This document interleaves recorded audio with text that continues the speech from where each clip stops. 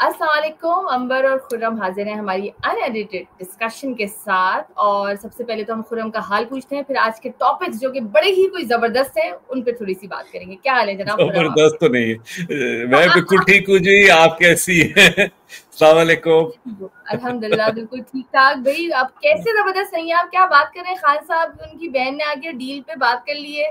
वो कह रही है कि भाई ऐसा क्या खान साहब करें कि भाई मतलब उनको छोड़ दिया जाए। मतलब आप कैसी बात कर रहे हैं?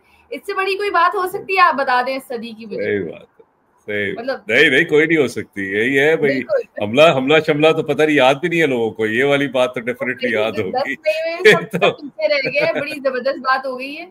बात ऐसी हुई है कि खान साहब की बहन ने कल बाहर निकलते ही उनसे मुलाकात के बाद बोला था कि भाई खान ने बोल दिया है कि वो कुछ भी हो जाए, कोई भी जिंदगी कुछ गुजार भी ले, हो। बादशाह के आगे नहीं झुकेगा।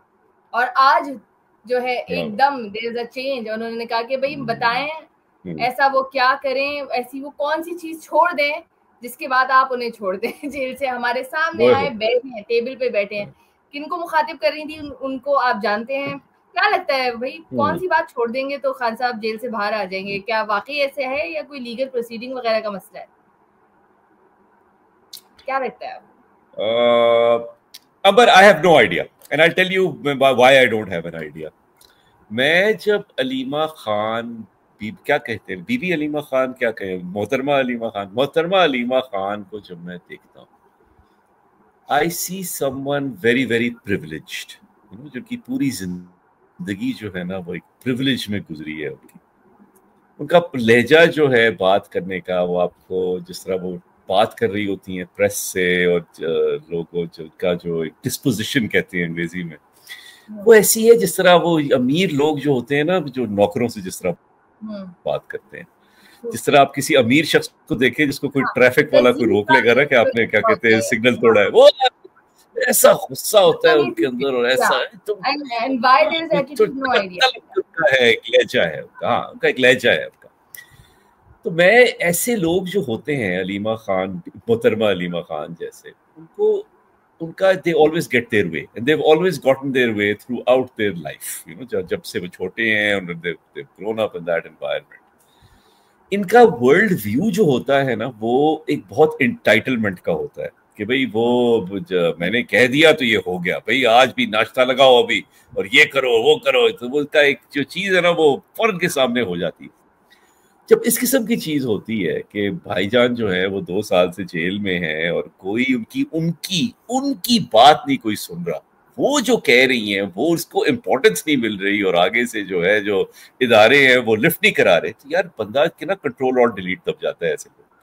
और यही आप देखिए इनके हालात जो हैं, ये आज जो उन्होंने किया है कि भाई वो जो, और बहुत से लोग कह रहे थे डेस्परेशन है ये तो, कि भाई आप बताएं तो सही हम क्या करें, वो क्या करें आपके लिए, आप बताएं तो सही, आप हमसे बात तो करें।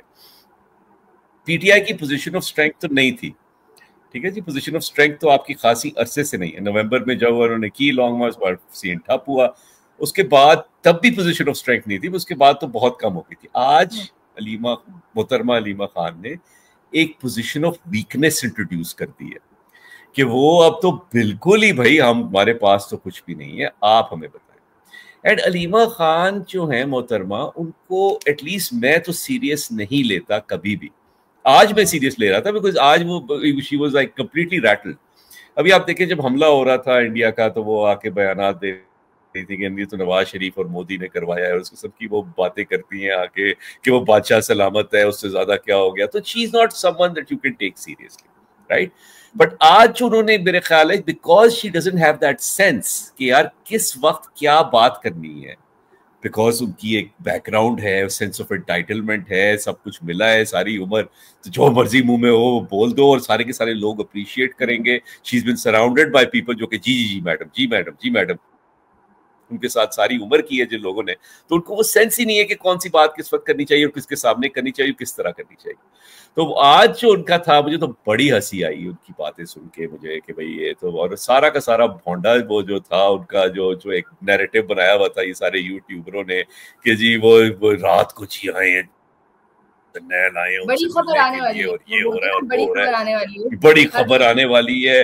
वो गए हैं, उनसे उनकी मिन्नतें कर रहे हैं, जर्नल लाइन लगा के खान साहब की कि प्लीज प्लीज डील कर लें आप, और सारा का सारा काम तमाम हो गया। अभी एवरीवन न्यू कि कोई कुछ नहीं हुआ।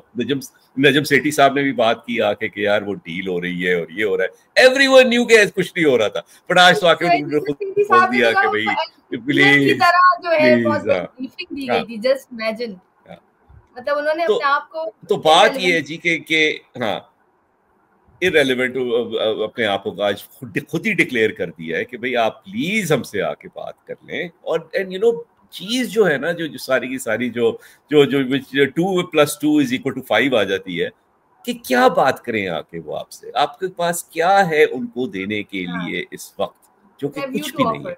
आपने अभी वो तहरीक अपनी वो अनाउंस कर दी है कि हम आएंगे और मुल्क में, you know Ambar and I know and everyone knows how this is going to end, ठीक है। अभी उन्होंने कहा ईद के बाद हम करेंगे। ऑलरेडी इस तरह के आपको डिस्प्ले दिखा दिए गए हो जिनका कोई एंड ना हुआ हो और लोग ना निकले हो, उसके बाद आप एक और उसी तरह का डिस्प्ले करने जा रहे हो, मतलब इससे बड़ी सियासी बेवकूफी जा रहे हैं। और आप गर्मियों में करना चाह रहे हैं, वैसे ही जो लोग नहीं निकलते जब, एंड वी हैव सीन के how this ends. I mean you know, तो वो अब डेस्परेशन खासी हो गई है। अब ये क्लाउन शो जो है ये दोबारा होगा, और मेरा वाला शहर ही है, ज्यादा इम्पैक्ट होगा। यहाँ पे वो कंटेनर लगा देंगे हमारे घर डी चौक के पास है, कंटेनर लग जाएंगे। कराची जो है वो बिल्कुल बन जाएगा, हमारा फोन भी बंद कर देंगे, इंटरनेट भी बंद कर देंगे, तो हमारे साथ ही दोबारा होगा। बट यू नो यही है, हर 3 महीने के बाद आप ये शुरू कर देते हैं एक चीज जिसका कोई मायने मकसद नहीं होता। एंड वेरी ऑनेस्टली पहले भी हम ये बात बड़ी दफा हमने की है कि इनके जो कारकुन जो हैं, मैं एक ट्विटर स्पेस पे गया, बड़े चार्ज रहा, मैं पहुंच गया हूँ जी, मैं यहाँ पे आऊँ, मैं यहाँ पे, वो पता नहीं कोई पेशावर में कोई जलसा हो रहा था या वट कोई था, आज की कॉल थी, वहां पे पहुंचे, हम पहुंचे हुए हैं जी। और ये एक बहुत स्मॉल फैक्शन रह गया है इनकी पार्टी में, बहुत कम लोग हैं ऐसे जो कि जाते हैं और ये जाके पार्टिसिपेट करते हैं। बाकी सारे के सारे लोग वो ये कहते हैं कि यार क्या हमें उठा के आप लेके जाएंगे वहां पे, केपी से उठा के आप हमें इस्लामाबाद ले जाएंगे, लाठियां पे टीयर गैस का हमें करना पड़ेगा, हमारी आंखों में आएगी, शायद हम जेल भी चले जाएं। तो यार, और आउटकम तो कुछ होनी नहीं। खान को तो इस तरह तो नहीं निकालना, पहले भी नहीं निकाला, वायदा भी नहीं निकालेंगे, भाई क्यों जाए। तो that is why I think कि ये सारा का सारा जो करते हैं, ये उनका जेल में जो 804 बैठे हुए हैं कैदी साहब, उनका दिल बहलाने के लिए ये तहरीक जो है ये चला लेते हैं और खूब खर्चा करते हैं। सारी की सारी डोनेशंस इनकी जो आ रही हैं बहुत से सोर्सेज से, अभी तक जो आ रही हैं उनको ये वेस्ट करते हैं, और बस ये सिलसिला जो है ये चलता जाएगा। और पार्टी के हालात जो हैं वो बहुत बुरे हैं। एंड आई थिंक कि एंड जो है वो, तो दिस इज द एंड। ये पहले भी हमने बोला था एक दफा कि we are living through the end of this party, और ये एंड जो है ये इलोंगेटेड है थोड़ा सा, क्योंकि it is good for the media, it is good for the media industry, it is excellent for the media industry. हर आपका शो जो है, हर आपकी, हमारी भी डिस्कशन अभी जो शुरू हुई है वो इसी मौजूद से शुरू हुई है। खान साहब से कंटेंट आता है, उनका नाम लो और किस तरह की बात कर दें वो, तो उसके बाद तो हर कुछ क्यूरियोसिटी होई होई, अब क्या क्योंकि आपकी सोसाइटी जो है और आपकी पॉलिटिक्स जो है वो इतनी पोलराइज्ड है कि आप आधे लोग जो है वो सुनेंगे क्योंकि खान से मोहब्बत करते हैं, और आगे आधे लोग सुनेंगे जो खान को सपोर्ट नहीं करते। तो हमेशा there is such a polarising figure कि this is always going to get attention. तो I think because of the media ये उनका एंड जो है ये इलोंगेट होता जाएगा, होता जाएगा, होता जाएगा। और आई थिंक के थोड़े अरसे की बात है जबकि बिल्कुल ही आपका ये आपका बैकफुट पे चला जाएगा और बैक बर्नर पे चला जाएगा। So that's what I think ये वाला सीन है जी, पीटीआई की ये सिचुएशन है। इनके इस बयान ने इनके तमाम यूट्यूबर्स की दुकानें बंद कर दी हैं, जो रोजाना हर आपको 2 दिन बाद कोई थंबनेल इनके यूट्यूब से पॉप अप होता था, बड़ी खबर, अडियाला से बड़ी खबर जी, बड़ी खबर आने वाली है, फलां जो बैठ गया, फलां आके खान के आगे लेट गया, इस तरह की जो है ना उनकी हेडिंग्स होती थी। तो वो तो टोटली उन्होंने आज खत्म कर दिया है इस मामले को। अच्छा, खान साहब ने खुद भी कहा, I will disagree with you here, अंबर। कोई उनकी दुकानें बंद नहीं होगी, क्योंकि इनके सपोर्टर जो हैं विलफुल इग्नोरेंस है इनके अंदर, और ये झूठ पे झूठ आपका वो उनका जाएंगे, और आपके वो उनके जो है वो व्यूज मिलते जाएंगे। यही शहबाज गिल और इमरान रियाज और वो पीरजादा एंड एवरीथिंग, सारे के सारे बकवास करते हैं और यही इनके लोग जो हैं वो आज सुन भी तो रहे अलीमा होते हैं खान इस ने तरह भी करके। कहा कि हमने एक चीज नोटिस करी कि ये जो यूट्यूबर्स हैं और ये लोग जो हैं, जब खान के लिए कोई तहरीक चलने वाली होती है, ये एक खबर फैलाते हैं कि खान साहब जेल से बाहर आने वाले हैं, एक बड़ी खुशखबरी आने वाली है। तो मैंने खान साहब को बताया तो उन्होंने भी कहा कि ये तो बिल्कुल ठीक कहा, तो जो लोग भी इसका फायदा उठा रहे हैं, मैं जेल में हूँ, बाहर मजे ले रहे हैं, आकर मैं उनको बताऊंगा तो मैं उनको ठीक कर दूंगा। तो हम ये सोच रहे थे कि इनका जो एक होता है ना, एक आपने ऐड देखा था, बबलू तेरा साबुन स्लो है क्या, आपको याद है ये ऐड साबुन का ऐड है कि वो मसला है इनके साथ, इनका साबुन थोड़ा सा स्लो है बहन भाइयों का, इनको देर से समझ आती है ये बात। आप या मुझ जैसे लोग तकरीबन साल भर से बोल रहे हैं कि ये यूट्यूबर्स, खासकर Adil Raja kind of people are making the most of it, you know. Khan Sahab jail में है, इस तरह की खबरें लगाकर वो सिर्फ अपने पैसे बना रहे हैं, उनको कोई फर्क नहीं पड़ता कि आप जेल में रहें, जेल से बाहर हैं, बल्कि आप जेल में हैं उनको ज्यादा फायदा है। तो ये बात खान साहब को थोड़ी सी समझ आ गई है, जो कि देर से आई। तो इसका मतलब है प्रूफ कि खान साहब को इज री inventing the wheel for everything. हुकूमत में आके कि 3 महीने में मैं करप्शन खत्म कर दूंगा, वो भी फिर उनको पता चला कि ऐसा तो नहीं हो सकता। तो उन्होंने कहा भाई करप्शन कोई 3 महीने में थोड़ी खत्म होती, तो वो री इन्वेंट कर रहे थे आहिस्ते आहिस्ते। तो वो अब डील भी नहीं करेंगे, अब अचानक डील पे भी आ गए हैं। तो उनको आइडिया हो गया है कि जब जेल में जाते हैं तो बाहर आने के लिए कुछ डील काइंड ऑफ ही करना पड़ता है। तो अब आहिस्ते आहिस्ते चीजें सीख रहे हैं वो अपने, उनका जो 73 साल की उम्र में आहिस्ते आहिस्ते पॉलिटिक्स फाइनली खान साहब सीखने की तरफ है। बड़े अफसोस की बात है, चाहे खान साहब हों चाहे उनके लोग हों, उन्होंने जब भी पाकिस्तान में कुछ अच्छा होने जा रहा होता है हमेशा कुछ ऐसा करने की ही कोशिश की है जो पाकिस्तान के हक में अच्छा ना हो। अभी भी इफ यू सी कि वो उन्होंने एक किसी बिल की बात करी है और बाहर यूएस में जब हमारे पाकिस्तान से डेलीगेशन यूरोप और यूएस जा रहे हैं पाकिस्तान के एडवोकेट बनकर इंडिया से, जो हमारी जंग हुई इस पे बात करने के लिए, वहाँ वो ह्यूमन राइट्स वायलेशंस पे बात करेंगे उन यूएस से जो इसराइल को सपोर्ट करते रहे, जिन्हें कोई फर्क नहीं पड़ता कि कहाँ ह्यूमन राइट्स वायलेशन हो रही है, कहाँ बच्चे मरे, बट वहाँ पे वो बताएंगे पाकिस्तान में कितना जुल्म हो रहा है। क्या कहेंगे आप इसके बारे में? What is your opinion?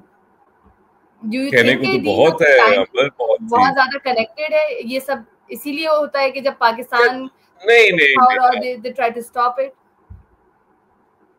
नहीं ये इसका इतने कोई सोफिस्टिकेटेड नहीं है कि इतनी वो अपनी टाइमिंग शाइमिंग करेंगे। ये तब करते हैं जब तो यही है, हम बाकी शायद नहीं है यहाँ पर जो सोचते नहीं है। नहीं we have to understand ना कि वहाँ पे कांग्रेस जो है वो किस तरह चलती है, कौन सा बिल उन्होंने सपोर्ट बिल किस वक्त लेके आना है, कितनी वो बिल कब होता है, तो वो सारा का सारा वो टाइम टेबल एक चल रहा होता है। बट हैविंग सेड दैट, ये आप हम अगर कहें उनको ब्लेम करें कि जी ये पाकिस्तान की कोई अच्छी चीज हो रही है तो फिर ये लोग करते हैं, this is who they are, this is who Imran Khan is. तो ये तो वो अपने लीडर से ही ले रहे हैं ना, जो बंदा कह रहा है कि यार एटम बम फेंक दो पाकिस्तान के ऊपर अगर ये लोग हुकूमत करेंगे। ओवरऑल नैरेटिव तो यही है कि इमरान खान नहीं होगा तो पाकिस्तान की बर्बादी हो। तो that is the PTI supporter का जो माइंडसेट है, उसकी हार्ड कोडिंग जो है वो तो एग्जैक्टली ये है। और everything permeates through that, you know, कि वो जो यूट्यूब पे कह रहे हैं, जो ट्वीट्स पे कह रहे हैं और इस किस्म के बिल्स जो कर रहे हैं। अब मसला ये आ जाता है, जिस तरह आपने बात की है, कि आप अमेरिका की जो मॉरल अथॉरिटी है दुनिया में, चाहे वो ह्यूमन राइट्स के ऊपर हो, डेमोक्रेसी के ऊपर हो, फ्रीडम ऑफ स्पीच के ऊपर हो, वो तो बहुत हद तक इरोड हो चुकी है। America does not have that cloud. University को मना कर रहे हैं कि बाहर से बच्चे एनरोल नहीं करो, मतलब कौन सी ह्यूमन राइट्स मना कर रहे हैं कि वो ये कह रहे हैं, आपके क्या कहते हैं वहां पे फ्री पैलेस्टाइन लोग आप कहते हैं, कोई पॉलिटिकल प्रोटेस्ट नहीं हो सकता। What human rights are you talking about actually? या तो वो जो बात है कि अमेरिका की का क्लाउड है, अमेरिका की सैंक्शंस हैं, वो अब they don't carry much weight. अब आप खुद देख लें कि अमेरिका ने सैंक्शंस लगाई हुई है रशिया के ऊपर, रशिया धुना के आपकी वो बमबारी कर रहा है यूक्रेन में। कल ट्रम्प साहब आए हुए थे और कह रहे थे कि you know he is killing, he is throwing rockets in Ukraine, I don't like that. तो फिर वो अब भाई आपकी कोई नहीं सुनता भाई। अब यू नो, अब आप घर आ जाए, अब आपका एक आइसोलेशनिस्ट पॉलिसी जो है आपकी दुनिया के अंदर, it doesn't matter. Let's come back to ये जो है, जो सारे के सारे ये पीटीआई वाले जो हैं, कल मेरी बात हो रही थी, वो फराज साहब होते हैं, आपका नया दौर पे उनका शो आता है, उनका मुझे मैसेज आया हुआ था और कह रहे थे कि यार ये लोग जो हैं ये अफवाहें फैलाते भी हैं और मान भी जाते हैं कि वहाँ पे जो अब जो ग्रुप्स होते हैं, व्हाट्सएप ग्रुप्स अमेरिका के अंदर ही बहुत से जो है ये पीटीआई वाले के ऊपर किस्म की न्यूज उनकी चल रही होती है कि पीटीआई के कारकुनों से खवातीन को उठाया जा रहा है और वो जनाब उनको ले जाते हैं फौजी बैरक्स में, वहां पे उनके साथ जातियां होती हैं। इस किस्म की बातें जो है वो शेयर कर रहे होते हैं व्हाट्सएप ग्रुप्स पे, वो अमेरिकन, स्पेशली अमेरिका में जो पीटीआई वाले जो बैठे हुए हैं।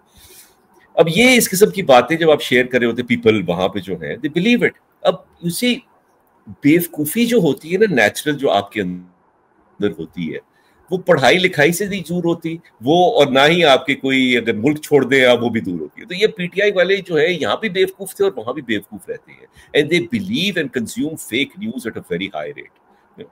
तो वो इस किस्म की बातें ये मानते हैं और इनको एक एक एक एक एनिमोसिटी है towards the Pakistani establishment and towards ये आपकी पीपीपी और पीएमएलएन के साथ। तो जब आपके पास ये हार्ड कोड हुई है, अंडरलाइंग नैरेटिव आपका ये है कि ये वाले लोग जो है ये सही नहीं है, तो आप जो भी बकवास आपको सुनने में आएगी आप उसको बिलीव कर लेंगे आराम से, बिकॉज आपका वो कॉन्फर्मेशन बायस हो गया ना, उसके अंदर आपका एक आ गया। अब ये वाले लोग जो हैं, जो ये खातून जिनका एक वीडियो एक चल रहा था जो कि सारा लेक्चर हमें दे रही थी कि हम ये बिल लेके जा रहे हैं और ये कर रहे हैं और हम फिर उसको लेके जाएंगे और पाकिस्तान के अंदर डेमोक्रेसी होनी चाहिए, ब्ला ब्ला ब्ला ब्ला ब्ला। उनकी टाइमलाइन में आप जाके देखें, उनकी टाइमलाइन में और शहबाज गिल की टाइमलाइन में कोई फर्क नहीं है, वही वो है, सारी की सारी तस्वीरें लगी हुई है, वो खान साहब जो है वो इस तरह करके खड़े हुए हैं और खान साहब इस तरह देख रहे हैं, वही है, सारे के सारे ये लोग हैं। एंड इनसे पूछा ये जाए, जो सवाल में एंड हाँ बात मेरी लंबी हो गई थोड़ी, इनसे पूछा ये जाए कि आप जो बात कर रहे हैं रूल ऑफ लॉ की और कॉन्स्टिट्यूशन की और डेमोक्रेसी की और फ्रीडम ऑफ स्पीच की, आप बताएं कि खान साहब जब प्राइम मिनिस्टर थे तो उन्होंने क्या किया था फॉर ऑल दीज थिंग्स। और वहां पे इनके आएंगे जवाबात जरूर आ जाएंगे इनके, वो बोलेंगे 1 करोड़ यवलियां मारेंगे अपनी कि हमने ये किया और वो किया और खान did this और Khan did that, but we all know the truth, you were also living in Pakistan, I was also living in Pakistan। तो हिपोक्रिट्स हैं जी at the end of the day ये सारे के सारे, और इनके ये जो भी बिल्स हैं, जो भी इंट्रोड्यूस कर दे लेजिस्लेशन, इससे कोई फर्क नहीं पड़ना पाकिस्तान को, किसी को कोई फर्क नहीं पड़ना, कोई लेजिस्लेशन, और ना ही इनकी खान साहब ऐसे वाकई में not even a single legislation जो खान साहब के जमाने में हुई। काम की बात तो वही होनी थी ना कि आप असेंबली में कोई चेंज ले आते, आपने बलदियाती हुकूमतों के लिए इन्होंने आने से पहले बड़े वादे किए थे, कोई उसकी लेजिस्लेशन उसके लिए कर लेते, कोई परमानेंट कोई सोल्यूशन निकल आता, बलदियाती हुकूमतों के राइट्स थे, कभी उस पर बात नहीं की। नॉट इवन दिस, सीपैक को आके माशाल्लाह जिस तरह रोका था उन्होंने आके कि सब कुछ जगह करप्शन हो रही है तो ठक करके उसको रोका। आपके चाइना से ताल्लुकात डिस्टर्ब हुए, आपके सऊदीया से ताल्लुकात डिस्टर्ब हुए, आपके ईरान से, अमेरिका के साथ मतलब ये जो शोर मचाते हैं जी, शहबाज शरीफ की कोई इज्जत नहीं है। चलो कम से कम ट्रम्प साहब से उनकी बात हो जाती है, ट्रम्प ने पाकिस्तान का कितना जिक्र कर दिया है प्रेसिडेंट बनने के बाद। जो बाइडेन तो कॉल तक नहीं की थी, खान साहब तो इंतजार में रह गए थे, इसको कॉल चली गई, उसको खान को आने वाली फला जराए के थ्रू पता चला है, वो जी खान साहब को कॉल भी नहीं आई थी। नॉट इवन दिस, वो जो बोलते हैं ना कि वो इंडिया अगर इस टाइम अगर जंग होती तो खान एक मुंह तोड़ जवाब देता। आपको याद है जी पुलवामा के टाइम क्या हुआ था? Pulwama, Pahalgam are the same false flag operations. एक उस टाइम हुआ था खान साहब के जमाने में, एक यहाँ पहलगाम में इस टाइम हुआ। पुलवामा के टाइम जब हुआ और इंडिया ने वो फॉल्स फ्लैग, इतने लोग मर गए के बाद जब अपने जहाज भेजे अटैक के लिए, तो हमने, हमारे पायलट ने अच्छा काम करते हुए उनका पायलट गिरा दिया, लेकिन हमने एज अ पीस जेस्चर हमारे खान साहब की हुकूमत ही ना दे देते कोई मुंह तोड़ जवाब, आपने वापस कर दिया। सही है ना? चलें, बहुत अच्छी बात हो गई। अब चले ये वाली यहाँ पे मैं आपसे डिसएग्री, यहाँ पे हम यहाँ पे सेम इंसिडेंट जो पहलगाम का होता है एंड देन इंडिया अटैक्स, तो हमने जवाबी अटैक भी किया, उनके 5 राफेल भी गिराए, जो भी हमने नुकसान किया है। तो ये होता है मुंह तोड़ जवाब। खान साहब वाला मुंह तोड़ जवाब नहीं है। इवन जब वहां पे आर्टिकल 370 वाला इशू हुआ था कश्मीर का, जब इंडिया ने नाफिज किए, तो जब उनपे पार्लियामेंट के अंदर शोर शराबा ऑपोजिशन ने किया, तो खान साहब का बयान है कि तो क्या करूं मैं, क्या इंडिया पे अटैक कर दूं, आप लोग मुझ पे इतना प्रेशर डाल रहे हैं। इसको आप मुंह तोड़ जवाब कहेंगे? मतलब ये जो पीटीआई वाले जो बहुत फुदकते हैं ना, ये सिर्फ उन्हीं के लिए कि भाई अगर खान होता और इंडिया हमारे साथ ये करता, तो सिर्फ खान ही था जो वो मुंह तोड़ जवाब दे सकता था। तो एज अ पीएम उन्होंने कहीं भी तीर नहीं मारा है, उल्टा डिप्लोमेटिकली हमारे जो ग्लोबली जो ताल्लुकात थे वो भी गड़बड़ किए हैं, और इंडिया के साथ भी जब हमारा जब दो दो हाथ करने का वक्त आ रहा था तो आप उसमें भी आप हल्के रहे, आप पीस मेंटेन करने के चक्कर में, गुड जेस्चर के चक्कर में फंसे रहे, उल्टा आपने वहां पे पायलट वापस करा, although it was a good thing, but since they claim कि खान साहब बड़ा कोई मुंह तोड़ जवाब देते इंडिया को, सो भाई फिर आपके पास ऑन रिकॉर्ड बहुत सारी चीजें दिखाने को। ठीक, मैं इसका जरा रिस्पॉन्स पे देना चाहता हूँ। हाँ। देखिए एक तरफ तो हम ये रख देते हैं कि ये बातें जो करते हैं कि खान साहब अगर होते तो मुंह तोड़ जवाब देते और ये करते, ये तो बकवास है, इसको साइड पर रखते हैं, ठीक है। लेट्स गो बैक टू, ये बकवास है, नॉनसेंस, ये problem. But having said that, मेरी बात सुनो, मेरे भी फिनिश, उनका जो है, let's go back to the two instances in history and everything. आपको 2019 में जब वो हुआ, वो पुलवामा वाला हुआ, उन्होंने जहाज भेजे, हमने पाकिस्तान की एयर स्पेस को अगेन डिफेंड किया और उनका जहाज गिराया, वो पायलट आया, उसने टी इज फैंटास्टिक वाला सारा सीन हुआ और वो पायलट वापस दे दिया। I think that was the right thing to do. वो जो रिस्पांस थी that was proportionate to what India had done. इस दफा तो इंडिया ने मिसाइल मारे ना आपके मुल्क के ऊपर, तो वो तो गेम थोड़ी चेंज हो गई थी इसके अंदर। नंबर 2, आपका जो आर्टिकल 370 वाला जो हुआ और इमरान खान ने कहा कि यार मैं क्या करूं, मैं हमला कर दें, he was right, that was not the time कि आप हमला करें उनके ऊपर। अगर आपने इस तरह मेजर करना है उनकी जो है, उन्होंने जो किया, तो फिर भी अभी आपने इंडस वाटर ट्रीटी जो है वो बंद, वो अबेज में कर दी है ना, और वो कह रहे हैं कि यार हम पानी बंद कर दें, तो आपने क्यों नहीं हमला किया अभी इंडिया के ऊपर? तो आप ये रोज कह रहे हैं it's an act of war, आपने भी तो नहीं किया ना। तो पॉइंट इज, नहीं एक सेकंड, द पॉइंट इज कि ये बात जो है जो पीटीआई वाले कर रहे हैं कि यार वो खान होता तो ये हो जाएगा, ये बकवास है बिल्कुल। मगर जो 2 इंस्टेंसेस हुए और पाकिस्तान की जो रिस्पांस थी, both those instances that was proportionate.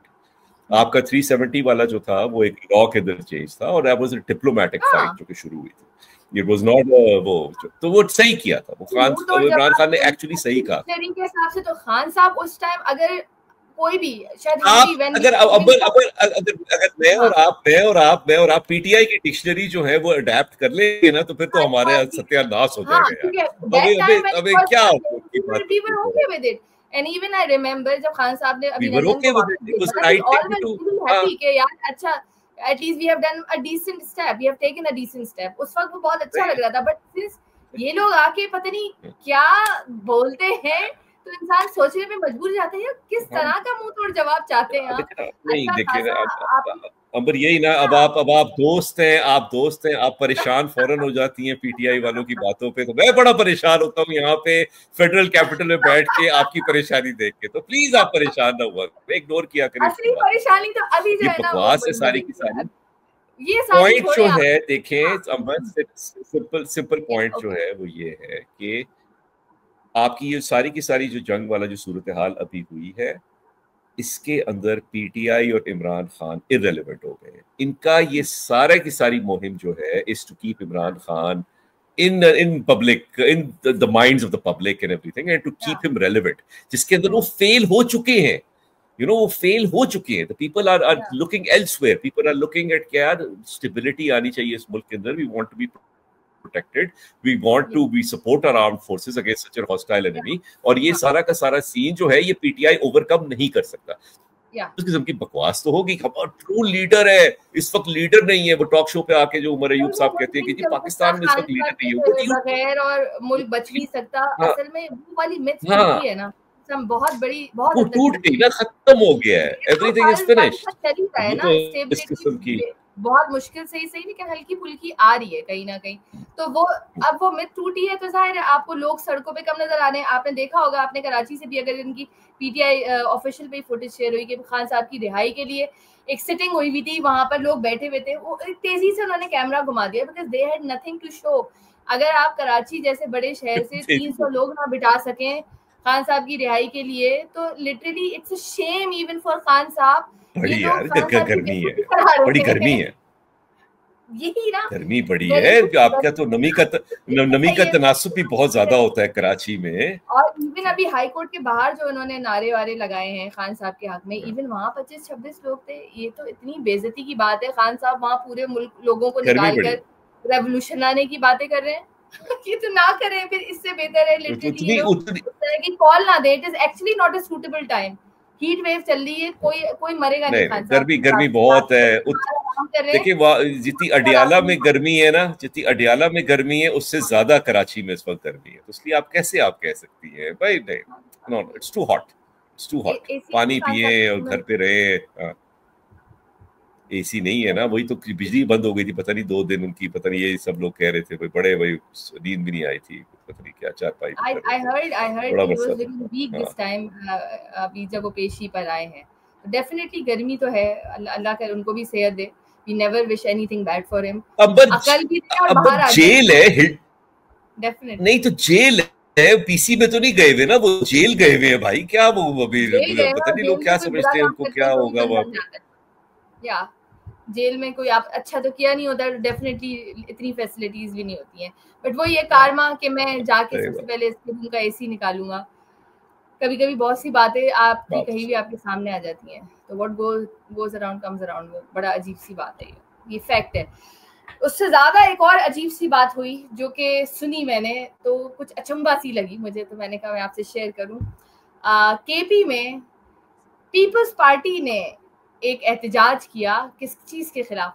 Corruption के खिलाफ। एक तो ये बड़ी अजीब सी बात थी, करप्शन के खिलाफ पीपल्स पार्टी एहतजाज कर रही थी। एंड वहां पर उनके खिलाफ वहां पर उनको डिस्पर्स करने के लिए शेलिंग कर दी। किसकी गवर्नमेंट ने? पीटीआई की गवर्नमेंट ने। वो लोग जो खुद पूरी मशीनरी लेकर इस्लामाबाद रेड जोन जाते हैं और उनको बर्दाश्त नहीं कि आप उन पे शेलिंग इस तरह की कोई चीज कर दें, वो तेरा बाप भी मुझे आने देगा, इस तरह की बातें जो मतलब गंडापुर की मुंह जबानी में बताती हूँ। कैसे हमें कोई रोक सकेगा, फला हो सकेगा, हम आएंगे, हमें कोई नहीं रोक सकता। वो पूरी मशीनरी और लोग आ रहे हैं। ये आपके सूबे में कोई घुसा, आपने उन पर शेलिंग कर दी। और फिर गंडापुर साहब ने फरमाया कि भाई हम तो आने दे रहे थे, लेकिन जब वो रेड जोन में गए तो रेड जोन के कवानीन ये हैं कि फिर उन पर शेलिंग होगी। जो रेड जोन के कवानीन होते हैं, आई अग्री, लेकिन फिर रेड जोन के कवानीन इस्लामाबाद में भी होते हैं, तो वहां पर भी आपके साथ कुछ भी मतलब हो सकता है। और ऐसे टाइम पे जब किसी मुल्क का सरबरा आ रहा हो, वहां पर शदीद सिक्योरिटी हो और आपको बार बार मना किया जा रहा हो, आपसे रिक्वेस्ट की जा रही हो कि आप इस टाइम ना आए या किसी और दूर जगह आप अपना खेमा लगा लें और आप वहां पर एहतजाज कर लें, तो आप जब नहीं मान रहे होते। ये कैसे है कि अपने टाइम आप मनमानी करें और जब आपके टाइम दूसरा आए तो आप उन पर शेलिंग कर दें। On the other hand still you must have seen Sindh में, मतलब ये सबका एक ही हाल है। सिंध में कितने प्रोटेस्ट हुए हैं जिन पर पीपल्स पार्टी ने शेलिंग करी है, उनका भी रेड जोन सामने आ जाता है। मतलब प्रोटेस्ट करने का तो हक किसी को भी नहीं है, तो क्या पीपल्स पार्टी का भी बनता है शिकायत करना? जब आपने देखा होगा अभी कुछ टाइम पहले कुछ जो आर्टिस्ट हैं उन लोगों तक पर शेलिंग हुई है, टीचर्स ने एहतजाज किया फॉर प्रमोशन एंड पेंशन के लिए, उन पर शेलिंग हुई है। आंसू गैस जो है सिंध पुलिस ने करी है, सब कुछ हुआ है यहाँ पर भी। लेकिन पीटीआई वहां जाती है तो उनपे भी शेलिंग होती है। और गंडापुर साहब ये फरमाते हैं कि जी शेलिंग इसलिए हुई क्योंकि रेड जोन में आए। वही गंडापुर जो इस्लामाबाद आते हैं पूरी मशीनरी के साथ। क्या कहेंगे आप इसमें? क्या व्हाट इज योर ओपिनियन? यार मैं कहूँगा ये इस पे अंबर के मेरे ख्याल से में 2 चीजें हैं। एक तो नंबर 1 के रेड जोन के रूल्स होते हैं। रेड जोन में आप नहीं आ सकते। रेड जोन चाहे जिस शहर में भी हो, लाहौर में भी है, कराची में भी है, इस्लामाबाद में भी है, पेशावर में भी है, रेड जोन्स आर प्रोटेक्टेड। अगर आपको नोइंगली आप उसका जो है वो रेड जोन में आ रहे हैं, देन यू हैव टू पे द कॉन्सिक्वेंसेस। और यही हमने बात पीटीआई की दफा की थी नवंबर में कि यार आपको पता था, आपको रोका है आने से, आपको कहा है, मोहसिन नकवी पूरा दिन बोलता रहा है कि आपने नहीं आना, आप आ गए वहां पे, तो आपको शेलिंग तो होगी फिर आपको। तो that's the way it is. अब ये वाले जो पीपीपी वाले जो है जो प्रोटेस्ट हुई पेशावर में, उसके अंदर मैं देख रहा था वो वीडियोस के जो है, उसके अंदर वो वीडियोस ले रहे थे पीटीआई के झंडे जलाते हुए और इमरान खान के पोस्टर लगे थे वो जलाते हुए। उसके ऊपर वो रिएक्ट किया, वहां पे जो फुटेज जब शेयर हुई वहां पे, तो वो रिएक्ट किया उसके ऊपर। अब आप मुझे ये बताएं, अगर सिंध में कराची में आते हैं और कोई बेनजीर का पोस्टर कोई लगा होगा और वहां पे पीटीआई वाला जला देगा तो क्या रिएक्शन? वो तो रेड लाइन हो जाती है ना कि आप तो यू सी, अगर आप इस किस्म की अगर बोंगी हरकतें कर रहे हैं तो यार फिर तो फिर this is not politics, this is some kind of hooliganism जो कि आपके अंदर है। या तो आपने वो पीटीआई को हाँ, ये बुलिंग, आप हुलिगन्स बन गए हैं और आप पीटीआई को आप एम्यूलेट कर रहे हैं, आप उनकी तरह बनना चाह रहे हैं, regardless of what it is. I think it was a very deplorable and a very distasteful kind of behavior by these PPP supporters.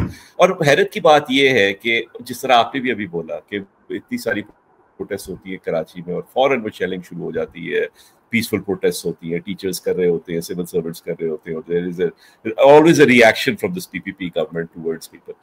और एक तरफ आप डेमोक्रेसी के चैंपियन बनते हैं और आप कहते हैं कि भाई हम जो है वो थोड़ा खड़े हुए हैं, कॉन्स्टिट्यूशन हमने ड्राफ्ट की थी और हमने जनाब ये डेमोक्रेसी के पीछे कॉन्स्टिट्यूशन में लिखा हुआ है पीसफुल प्रोटेस्ट का राइट है हर एक का, आप उसके चैंपियन हैं, और फिर आप इस किस्म की हरकतें करते हैं कि भाई आप तो शेलिंग करें और जाके उनके दूसरी पार्टीज के झंडे जलाएं। तो आई थिंक कि पीपीपी को भी थोड़ा सा सोचने की जरूरत है कि what they are doing and everything.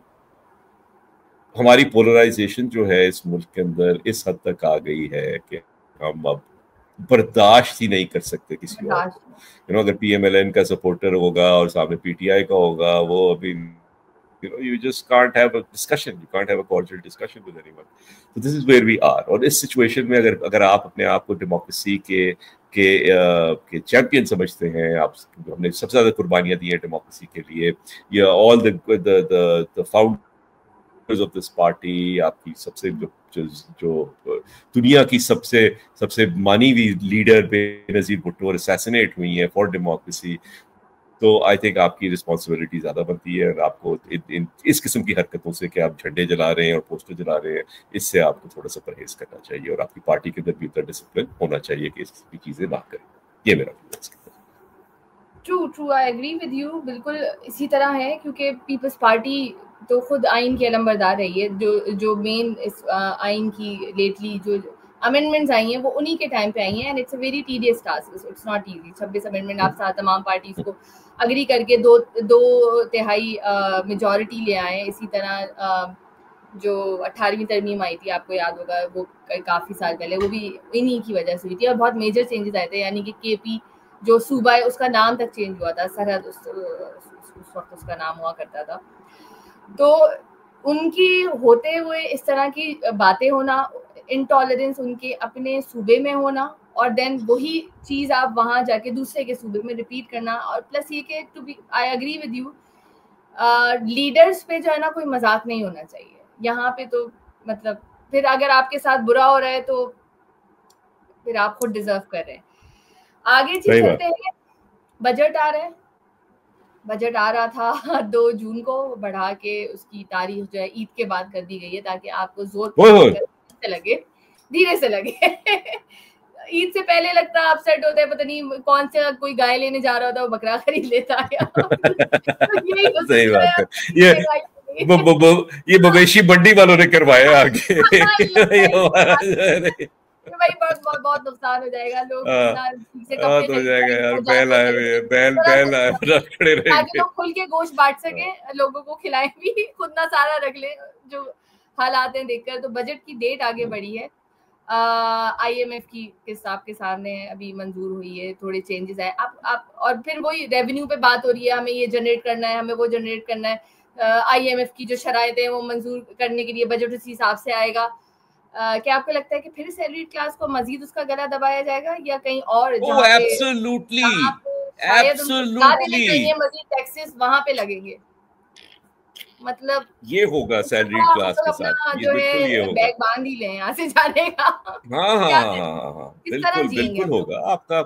आपका जीना जरूरी नहीं है, अब एज लॉन्ग एज आपकी जो है स्टेट जो है वो जी रही है, आपका जीना, हाँ, आपका जीना जरूरी नहीं है। देखिए, वेरी सीरियस नोट, ये जो है बिल्कुल आएगा जी, बर्डन आएगा आपका जो सैलरी क्लास के ऊपर ही आएगा, और सैलरी क्लास हमेशा सैलरी क्लास के ऊपर ही आएगा, ये मैं कहना चाह रहा था, sorry. The government does not have the guts, चाहे कोई भी गवर्नमेंट हो, to tax the agriculture and the real estate sectors fully. How sad is that? आपके पास वो, आप सैड की बात ही नहीं है, क्योंकि आपके सारे एग्रीकल्चर रियल एस्टेट वाले आपके पार्लियामेंट में बैठे हुए, तो वो क्यों करेंगे अपने आप को टैक्स? ये तो सेल्फिशनेस है। You are है जी, देखें, आपको अपने ऊपर नहीं लगाना है, आपको जो तबका सबसे शरीफ है, क्योंकि हम वाकई सैलरीड क्लास को अपने लिए एहतजाज करना भी नहीं आता, वो आपके ताजिरों की तरह भी नहीं आके बैठेंगे, वो आपके एग्रीकल्चर सेक्टर के लोगों की तरह भी आके नहीं बैठेंगे। उन बेचारों की जो 9 to 5 जॉब है ना, वो उनको इजाजत ही नहीं देती कि वो आके किसी एहतजाज पर बैठ सकें। तो वो सबसे शरीफ है, वो कर ही नहीं सकते। तभी सारा का सारा बर्डन जो है वो वहीं पे आएगा। नंबर 2, एक और चीज जो आपने दूसरा बोली, हाँ, बेज़बान इसलिए है बिकॉज इट्स वेरी डाइवर्सिफाइड ना। सैलरीड क्लास जो है वो बहुत से डिफरेंट सेक्टर्स में काम कर रही है, बहुत से डिफरेंट नौयतों की जॉब्स कर रही है। तो you can never unify these people, they have other interest. सब कोई लोग हैं जिनकी सैलरी ज्यादा है, उनको फर्क नहीं पड़ता इतना ज्यादा। जिन लोगों की सैलरी कम है, उनके पास वॉइस नहीं है। हाँ, नंबर 1। नंबर 2, मुझे जो लगता है कि आपका टैक्स बर्डन जो है सैलरीड क्लास पे, और आई थिंक कि थोड़ा सा और भी लोगों और भी सेक्टर्स पे आएगा इस दफा। ये मेरी फीलिंग है सिर्फ। आपका एग्रीकल्चर पे भी ज्यादा, आपका एग्रीकल्चर पे भी आएगा, आपका रियल एस्टेट पे आएगा। और मैं इसलिए कह रहा हूँ कि किसी ने, आई फॉरगेट कि किसने ये बात की थी, बड़ी इंटरेस्टिंग बात ही की थी। उन्होंने ये कहा था कि यार पिछले 2 हफ्ते से हम ढा ढा ढोल बजा रहे हैं और हम जंग जीत गए और हम ये कर गए और हम वो कर गए। No one has done the accounting of this conflict so far. ये जो आपके मिसाइल जो आपने फायर किए हैं वहां पे, आपने जो अपने जेट्स जोड़ाए हैं भाई, एवरीथिंग सब पैसों से होता है भाई, सारा का सारा। आपका जो पूरा ऑपरेशन, आपका खुद का नंबर 1, खुद का आपका डैमेज हुआ है। आपने इंडिया ने भी हमले किए हैं आपके, नूर खान एयरबेस और फलाना ढमकाना। आपका इस वक्त कोई नहीं पता, आपको एग्जैक्ट फिगर नहीं है आपके पास कि कितने बिलियंस ऑफ डॉलर्स का आपका खर्चा हुआ है और कितने बिलियंस ऑफ डॉलर्स का आपका नुकसान हुआ है। यस, अभी आपको कितना चाहिए। तो आई थिंक कि ये ठीक ठाक ये बर्डन आएगा। अभी मैं देख रहा था, पिछले हफ्ते की बात है, वो वाडा वो साहब जो है वो असेंबली में खड़े हुए कह रहे थे कि 3 गुना बढ़ाएं जी आप डिफेंस बजट, अब ये होगा और वो होगा। मैं उस वक्त बड़ा मैं हंसा और बड़ा मैं गुस्सा आया मुझे कि यार आपकी नीड, हाँ, आपका नीड जो है वो डेवलपमेंट है, is industrial productivity, human resource की डेवलपमेंट, आपकी और बड़ी चीजें हैं। बट नाउ यू नो, अब now I am thinking about it, this is something that everyone will entertain and no one will question. ये बात जो आ जाती है ना, पिछले साल हो रहा होता है ये कि डिफेंस बजट बढ़ाना है, हम सारे के सारे लगे हुए होते हैं, ये क्या है, क्या हो रहा है, हमें नहीं चाहिए ये, हमने क्या करना है, हमने, हाँ, हमने इस बम का क्या करना है और ये क्या करना है। अब तो भाई बम 2 बम में 4 लेके आओ भाई, कुछ और खरीदो, बम कमाल है। ये क्या है, बम ही बम होने चाहिए, हर घर में एक बम होना चाहिए हमारे पास यार, अब सबके पास। तो अब तो ये गेम ही चेंज हो गई है। तो यू सी, अब जब इस तरफ बात जा रही है तो now people like you, people like myself and other people who are, you know, अब अभी आप दे रहे हैं 20 to 30% tax depending on where you are, आपका स्लैब क्या है, आपको बढ़ जाएगा। आपका बेशुमार बिजली पे भी बढ़ाएंगे, आपके पेट्रोल पे भी लेवीज बढ़ाएंगे, आपका बेशुमार चीजें करेंगे ये, बिकॉज अब तो देयर इज अ गैप ना, अब तो इस कॉन्फ्लिक्ट से गैप भी क्रिएट हुआ है। सो हालात मुझे तो अच्छे नहीं लग रहे। ये बजट जो है ये बहुत मुश्किल होगा। और मुझे याद है हमारे बड़े, हम जब छोटे थे, जब भी इंडिया पाकिस्तान के बीच में कोई इशू होता था तो बेटा जंग हो गई ना तो महंगाई होगी बहुत ज्यादा, वो हमेशा यही बता रहे होते थे, क्योंकि जाहिर है फिर कॉस्ट बड़े होके समझ आया कि वो क्यों कह रहे होते थे, इसकी जो कॉस्ट होगी वो फिर बाद में सबको हमें ही पे करनी है, आवाम को ही पे करनी है। डेफिनेटली ये तो है। तो बेसिकली आपने जो भी कुर्बानी करनी है, मेरे ख्याल है अगले साल की भी कुर्बानी आप अभी से बकरा लेके अपने उसको पालें आराम से, अपने साथ रखें, एक 2-3 बकरे ले लें अगले 3-4 साल के लिए, उनको आराम से उनका ख्याल रखें और हर साल एक करके आप वो कर लें। अभी जरा आगे जाके हालात अच्छे नहीं होने वाले। नहीं, क्योंकि ऑनेस्ट बड़ा ऐसा लगता है, मतलब हालांकि आप इतने साल में, जब आप जो भी सैलरीड क्लास की ही बात कर रही हूँ मैं, जब आप कमा रहे होते हैं तो एक होता है ना, आप आहिस्ते आहिस्ते थोड़ा एलिवेट हो रहे होते हैं, जो पहले होते भी थे। मुझे ऐसा लगता है वक्त के साथ साथ आप जरा सा यूं जा रहे होते हैं और जी बजट आता है और आप यूं जाते हैं, तो जो आप अब जो ग्राफ है ना वो सीधा चल रहा है कुछ सालों से, कोई डिफरेंस नहीं। आप मुझे ये बताएं, हम हमारा लिविंग स्टैंडर्ड और नीचे आते जा रहा है। बिल्कुल। आप मुझे ये बताएं कि पाकिस्तान एलिवेट हो रहा है? हम तो अपनी बात कर रहे थे इस बात। नहीं, it's very important, it's very important. क्या पाकिस्तान एलिवेट हो रहा है? क्या हो रहा है? मैं आपसे पूछ रहा हूँ। I don't think so. मुझे लग रहा है कि अभी हम तो फिर आप क्यों होंगी एलिवेट? हाँ, ये बात मैं भी क्यों है। होऊंगा एलिवेट?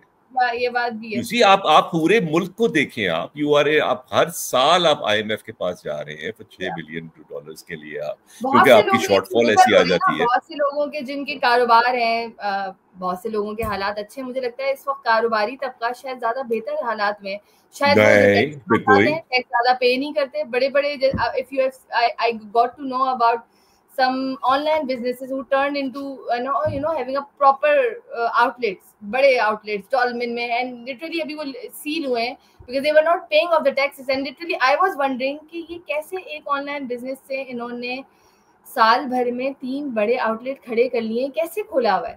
ऐसे भी लोग हैं ना, जरूरी आप और मैं या बिजनेस था, जरूरी नहीं हर कोई टैक्स भी भर रहा हो। हम लोगों के साथ ये है कि हमारा टैक्स हमें सैलरी मिलने से पहले ही कट आके आता है, तो अगर किसी की नीयत भी खराब होनी है तो वो हो नहीं सकती। बट जाहिर है जब आप बिजनेस कर रहे हैं, आपकी नीयत खराब है तो आप बहुत सारे घपले कर भी सकते हैं, ऑल्दो बहुत से लोग पकड़े भी जाते हैं, बट कहीं कहीं बड़े फायदे भी हैं। काश के कुछ स्किल सीखे हुए होते हैं। मुझे लगता है कि ये अब स्किल्स का जमाना है कि आपको अगर कोई स्किल आता हो और आप थोड़ा सा अपना कोई काम खुद से भी कर सकें एज ए सेकेंड इनकम, शायद अगर आप जॉब भी कर रहे हैं तो शायद आपके हालात बेहतर हों। वो जो एक होता है ना, बेटा तू पढ़ लिख के एक अच्छी सी जॉब कर लेना, मुझे लगता है कि अब वो वाला टाइम थोड़ा खत्म होता जा रहा है। कम से कम मैंने अपने बच्चों को जरूर ये बोलना शुरू कर दिया है कि think of having your own startup. ये जो 9 to 5 है ना, इसने तुम्हारे सिर्फ टैक्स कट के तुम्हें मिलना कुछ नहीं है, हमारी तरह भी स्ट्रगल ही करोगे। मुझे ऐसा लगता है, that's my personal thoughts, I don't know आगे क्या होगा। हाँ, यस, आई मीन एंटरप्रेन्योरशिप जो है करना, उसमें फायदे बहुत हैं, बट वो मुश्किल काम है, हर एक के बस की बात नहीं है। बट हाँ, लेकिन हम तो अपने बच्चों के माइंड सेट यूं ही ट्रेन कर रहे होते ना, going to a good school, college, university, ओ बेटा आजा तू व्हाइट कॉलर जॉब। हमारे अब्बा ने भी हमें यही सिखाया। नहीं, बट एक सेकंड मैं ये जरूर कहूंगा यहाँ पे कि भाई, चाहे आपने अपना बिजनेस करना है या आपने नौकरी करनी है 9 to 5, अच्छे कॉलेज में फिर भी जाना चाहिए आपको। हाँ, वो तो जरूर जाना चाहिए, always get a good education. हाँ, डेफिनेटली वो आप करें और कुछ ना कुछ उसके साथ काम भी सीखें। मुझे लगता है स्कूल्स में भी, हमारे स्कूल्स में बहुत ज्यादा को करिकुलर और जो होते हैं ना, जो हैं वो ज्यादा से ज्यादा क्या होंगे, फुटबॉल आप खिला देंगे अपने बच्चों को, स्किल्स एज सच हम अपने बच्चों को नहीं सिखा रहे होते। जैसे कोई सेकंड आप लैंग्वेज सिखा रहे हो, ट्रेंड थे एक जमाने में, अब वो बहुत कम हो गए, और या हैं भी तो टू मच पेड, लाइक आप उसके पैसे इतने ज्यादा है कि यूजुअली स्कूल में पेरेंट्स नहीं ऑप्ट कर रहे होते। कुछ अच्छे स्कूल्स में होगा, कहीं ना कहीं अगर आप चाइना और जापान इनके स्कूल्स देखें, along with the studies they are teaching them skills, तो वो कहीं ना कहीं उसी फील्ड में वो बच्चे अपनी पढ़ाई को यूज करते हुए कुछ ना कुछ अच्छा सीख लेते हैं, कर लेते हैं। कुछ नहीं तो आप AI, कोडिंग, एनीथिंग एक्स्ट्रा सिखाएं बच्चों को इन schools and colleges everywhere. I think it's a time कि बच्चे फिर जब दिमाग खुलता है ना, तो आप कुछ अपना करने की सोचते भी हैं। एज यू सेड कि डेफिनेटली अपना काम करना भी आसान नहीं है, लेकिन उसके आइडियाज देने भी बहुत जरूरी हैं। अगर आप एक ही तरह एक सेंस में चलाएंगे बच्चों को कि बेटा पढ़ के बस जॉब ही करनी है, तो even that is not enough. करें अपना काम। कुछ स्कूल्स हैं, आई गॉट टू नो, कुछ प्राइवेट स्कूल्स हैं, they are very much promoting entrepreneurship, अपना काम करना। I have seen their students actually O levels के बाद निकलते ही बच्चे कुछ ना कुछ छोटा छोटा अपना काम कर रहे हैं along with the studies, which is a very good thing. अब ये शायद करने का टाइम आ गया है। एक इनकम से मेरे ख्याल में हम जैसे लोग जिनके टैक्स कट जाते हैं सारे, नहीं चलेंगे घर।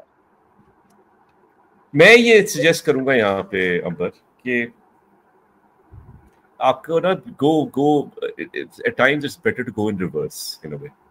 आपको अपने बच्चों के साथ डिस्कशन ये करनी चाहिए कि बेटा आपका पैशन क्या है, ये भी है, what is it that you really enjoy doing, और वहां से आप उसको करें यार।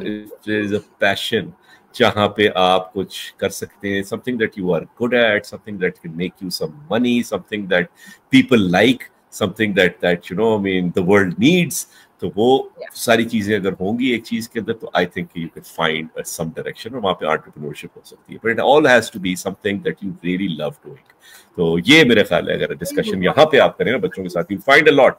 और वो बच्चे भी फिर वो होते हैं, they want to make that work, they want to see, they seek ways to do that.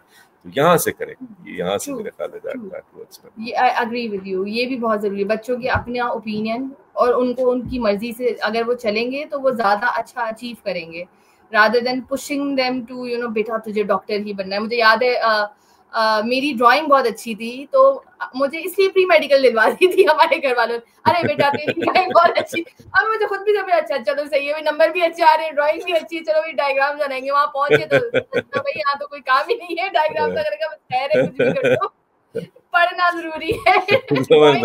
Pre medical का कोई ताल्लुक, ड्राइंग अच्छी है तो प्री मेडिकल में जबरदस्त, बहुत नंबर अच्छे आ रहे हैं, ड्राइंग अच्छी है, पर बेटा ये फील्ड है तुम्हारी। तो क्या बच्चे को पसंद है, आई वाज अ स्टूडेंट जिसको फाइन आर्ट्स बहुत पसंद था, तो नहीं बेटा ड्राइंग अच्छी ना बेटा तू प्री मेडिकल में आ जा, फाइन आर्ट्स छोड़ के डायरेक्ट पढ़ाई पे लगा दिया, तो उस चक्कर में हम ज्यादा कुछ बन ही ना सके, फिर ये हुआ। तो ये भी होता है, तो बच्चों को क्या पसंद है ये बहुत मैटर करता है, और हम सबको ये देखने की बहुत जरूरत है। जैसे माय एल्डेस्ट सन इनिशियली ही वाज इंटरेस्टेड कि उसको pre medical I mean medicine ही लेना है, बट और एकदम उसने बोलना शुरू कर दिया है कि मुझे तो नहीं लगता है मैं ये करूंगा, तो मैंने कहा बेटा जो लगता है फिर वो कर लेना, खैर है, तो अभी देखो अभी आराम से, ये कोई लास्ट ऑप्शन नहीं है।